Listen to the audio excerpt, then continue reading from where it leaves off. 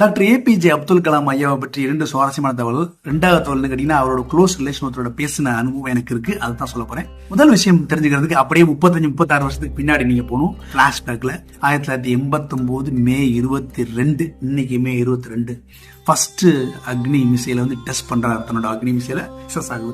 So அன்னைக்கு இருந்த defence minister கேசி பந்த் அவர்கள் கை கொடுத்துட்டு ரொம்ப நன்றி, தேங்க்யூ சோ மச், நம்ம நாட்டுக்கு பெரிய கிஃப்டை கொடுத்துருக்கீங்க, குறிப்பாக பாதுகாப்பு துறைக்கு பெரிய பொக்கிஷத்தை கொடுத்துருக்கீங்க, உங்களுக்கு என்ன வேணும், இந்த சந்தோஷத்தை கொண்டாடணும், உங்களுக்கு என்ன வேணும் கேட்கிறாரு அப்துல் கலாம் ஐயா. அப்துல் கலாம் ஐயா அவர்கள் என்ன கேட்டுப்பான்றது 2வது தகவலை சொல்லிட்டு நான் சொல்றேன், அப்பதான் பொருத்தமா இருக்கும். 2வது தகவல் நான் மஸ்கட்ல ஃபார்மசிஸ்ட் இன்சார்ஜ் ஒர்க் பண்ணிட்டு இருந்தேன், சைனா ஃபார்மசில.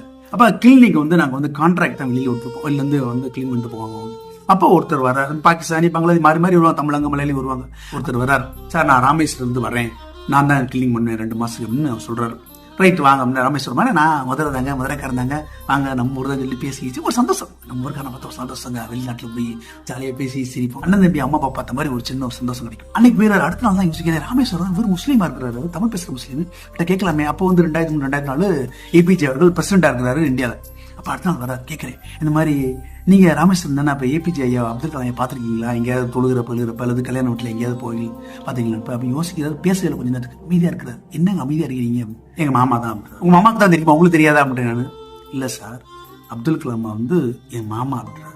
எங்க காது குத்தியாச்சுங்க, எனக்கு நம்ம மதுரை கண்டன் காது குத்தாதீங்க ஆமா அப்படின்றேன்னு. இல்ல சார் எங்க மாமா தான் அடுத்த நாள் போனவர் ஒரு ஆல்பத்தை தூக்கிட்டு வர்றாரு. பிரசிடென்ட் பேலஸ்க்கு போய் இவர் குடும்பம் ஒரு 2-3-10-15 பேர், இவர் தம்பி யாரோ அம்மா எல்லாம் சேர்ந்து ஒரு 10-15 பேர் விதவிதமா போட்டோ, லான்ல உட்காந்த போட்டோ, டைனிங் ஹால் எல்லா இடத்துலயும் போட்டோ எடுத்துருக்காரு. சரிம்மா அப்பதான் நம்பினேன் நான், ஆமா எங்க மாமா தான், எங்க தாய் மாமா தான் அப்படின்னாரு. என்னங்க அப்படியே இங்கே கிளினிக் நான் படிக்கல சார், அவரை வச்சுதான் இந்தியாலே நீங்க.